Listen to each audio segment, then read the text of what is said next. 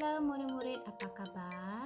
Jawab soalan berikut, pastikan kamu salin dalam buku latihan dan ikuti teknik yang cikgu ajarkan.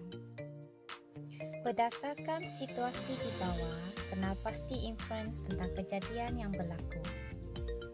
Perhatikan gambar rajah, cari soalan pertanyaan dan jawapan bagi pertanyaan. Itulah jawapan bagi soalan 1. Jadi semua jawapan ada dalam gambar rajah seterusnya.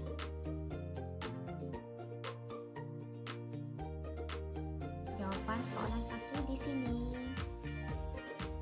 Soalan 2, hipotesis di bawah dibuat oleh Lim ketika bermain gasing bersama-sama dengan rakan-rakannya.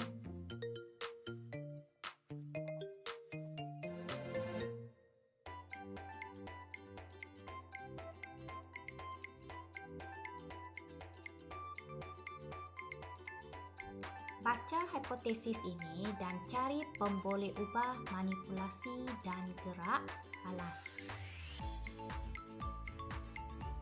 Perhatikan garisan yang cikgu gariskan, gunakan pen merah.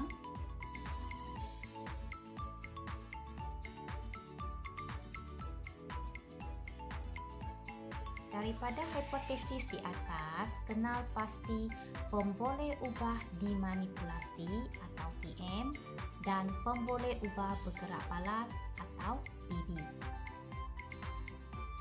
Sebagai ulang kaji, PM bermaksud apa yang berubah. Selalunya diubah oleh manusia. Dia berubah dari segi saiz, bentuk, bilangan dan warna. PB pula apa yang diperhatikan selepas eksperimen ataupun berubah selepas eksperimen. Perhatikan gambar rajah berikut dan baca petikan yang diberikan.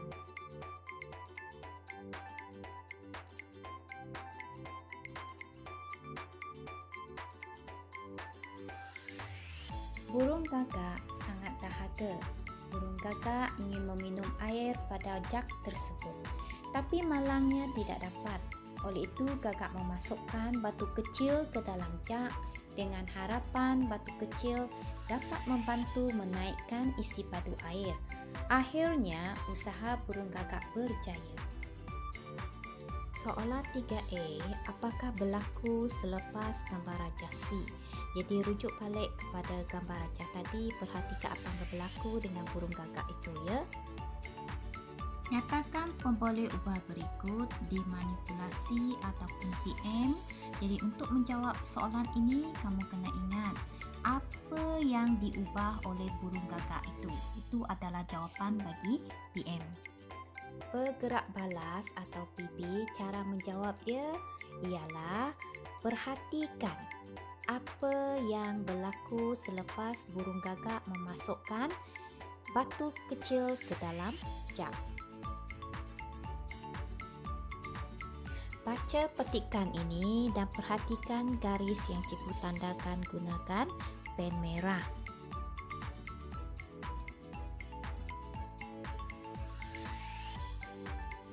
Kemudian jemur di bawah cahaya matahari selama 3 jam. Mari tentukan jenis pemboleh ubah bagi tuala dari segi malar, manipulasi dan bergerak balas. Pemboleh ubah di malar atau sama ataupun tidak berubah bermaksud cari apa yang sama pada tuala. Pemboleh ubah dimanipulasi PM, apa yang diubah pada tuala sebelum dijemur.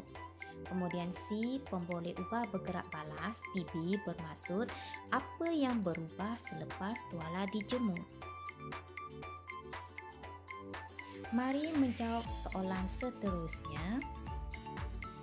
Apakah tujuan penyiasatan ini? Untuk menyiasat hubungan di antara PM dengan PB. Jawapan bagi PM dengan PB boleh cari pada soalan 5. Ramalkan susunan tuala mengikut jisim akhir secara menaik. Maksudnya kamu kena cari tuala mana yang paling ringan, pergi kepada tuala yang paling berat. Nyatakan inference berdasarkan perbezaan jisim akhir tuala X dan tuala Z. Maksudnya, bagi sebab mengapa jisim tuala Z kurang berbanding tuala X. Soalan terakhir ada kaitan dengan jadual berikut. Seorang pegawai pertanian telah merekodkan pemerhatian isi padu susu yang diperah pada tahun 2015 seperti jadual berikut. Perhatikan jadual ini. Setiap kali membaca maklumat dalam jadual, pastikan kamu tentukan terlebih dahulu mana PM dan mana BB. Soalan 10, tuliskan inference berdasarkan perbezaan isi padu susu yang diperah bagi ternakan Encik Yusuf dan Encik Ramli. Jadi maksud soalan ini dia suruh kamu bagi sebab mengapa isi padu susu yang diperah bagi ternakan Encik Yusuf lebih banyak berbanding Encik Ramli.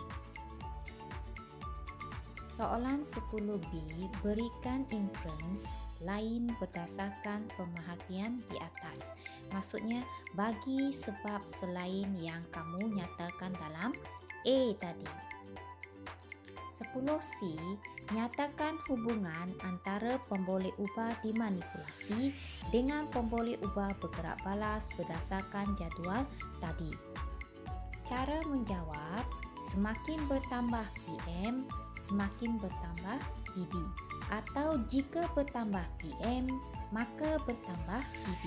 PM, jawapan PM dengan BB, sila rujuk pada jadual susu tadi. Soalan 10D, memindahkan maklumat dalam jadual ke dalam bentuk carta palang. Perhatikan, cikgu akan ajar dan tunjukkan ya. Okey, murid-murid, sekarang kita berada di soalan yang terakhir, iaitu soalan B, pindahkan data dalam jadual ke dalam bentuk komunikasi yang sesuai. Okey, maksud soalan ini ialah kita nak pindahkan jadual itu dalam bentuk lain. Jadi selalu yang kita belajar di tahun 4 dan tahun 5, kita belajar carta palang, betul tak? Jadi kita gunakan carta palang itu, pindahkan jadual ini dalam bentuk carta palang. Okey, sebelum kita pindahkan dalam bentuk carta palang, kita mesti tentukan dahulu apa pemboleh ubah dimanipulasi dengan pemboleh ubah bergerak balas. Okey, jadi kalau tengok jadual di sini, dia ada penternak kambing, isi padu susu yang diperah dengan bulan. Okey, ada 3. Jadi kita nak tentukan, boleh tak kita ambil penternak kambing Encik Yusuf dan Ramli? Boleh atau tidak? Kalau ikut dia tidak sesuai sebab Encik Yusuf dengan Ramli adalah malar. Okey, jadi antara dua ini, apa yang berubah di sini? Kita tengok dulu apa yang berubah di sini antara dua maklumat ini. Apa yang berubah? Okey, jadi kita tengok daripada Februari ke Mac, pergi pula ke April dan Mei. Jadi dengan nyata sekali di sini maklumat ini berubah. Jadi kalau dia berubah, di sini adalah pemboleh ubah dimanipulasi. Okey, jadi bahagian ini Februari Mac dikenali sebagai bulan. Okey, jadi apa yang diperhati selepas itu? Okey, apa yang kita perhati selepas itu? Iaitu isi padu susu yang diperah mengikut bulan. Ini adalah yang kita perhati selepas itu. Selepas bulan, kita perhati ini hasil dia. Jadi ini adalah pemboleh ubah bergerak balas. Okey, jadi kita sudah tentukan ini pemboleh ubah manipulasi, ini adalah pemboleh ubah bergerak balas. Bulan dan isi padu susu yang diperah. Ini adalah contoh graf yang telah cikgu lukis. Iaitu pertama kita kena lukis garis seperti ini ya. Satu menegak dan satu yang kedua ialah kita letakkan pemboleh ubah manipulasi pada bahagian bawah sebab dia berubah. Letak paling bawah sekali, bahagian melintang, okey, adalah B. Langkah ketiga, letakkan pemboleh ubah bergerak balas, iaitu isi padu susu yang diperah mengikut bulan, kurungan liter. Jadi kalau sudah letak liter, di sini jangan letak nilai liter lagi ya. Ya unit liter. Langkah keempat, kita nak menentukan nilai di sini. Okey. Jadi tandakan mulakan di sini, jangan di sini ya. Okey. Rujuk balik kepada jadual. Kalau kita tengok di sini 150 adalah angka paling kecil dan 704 adalah angka paling besar. Okey, jadi 150 kita mula yang paling rendah 150. Lepas tu kenaikan dia kita gunakan 50, iaitu 150 pergi 200, 250 sehinggalah sampai 750. Kalau setakat ini boleh, ataupun kamu nak lebihkan lagi sampai 800 pun boleh. Okey, sebab yang paling tinggi di sini adalah 704, bermaksud 704 tu berada dalam lingkungan 700 dan 750 berada di sini. Jadi kalau kamu nak buat setakat ini pun okey. Yang kelima ialah kita perlu letak petunjuk di bahagian bawah, sebab dalam jadual itu ada melibatkan dua orang. Jadi kalau melibatkan orang, bermaksud carta palang ini adalah carta palang berkembar. Jadi kita perlu letakkan petunjuk untuk membuat perbezaan dia. Okey. Langkah keenam, kita nak pindahkan data dalam jadual pergi kepada carta palang. Okey, kalau kita tengok dalam jadual sini, yang pertama adalah Encik Yusof. Jadi nilai dia adalah 350.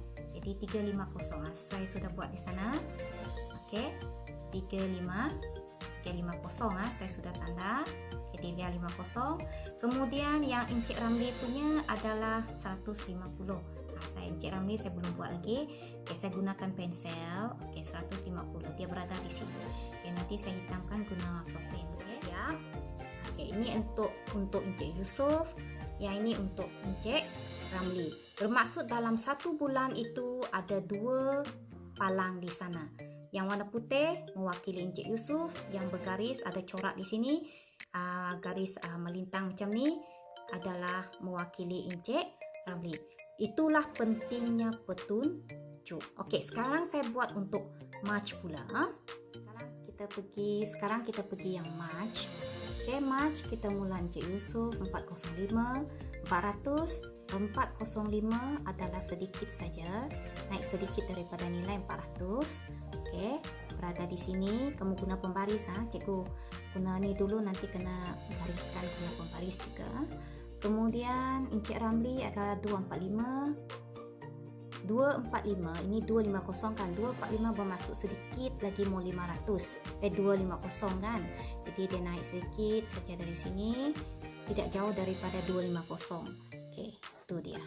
Okey, sekarang cikgu hitamkan gunakan. Sudah siap untuk bulan Mac. Kalau kita tengok yang ini sama, ini pun sama, mesti ikut dengan petunjuk dia.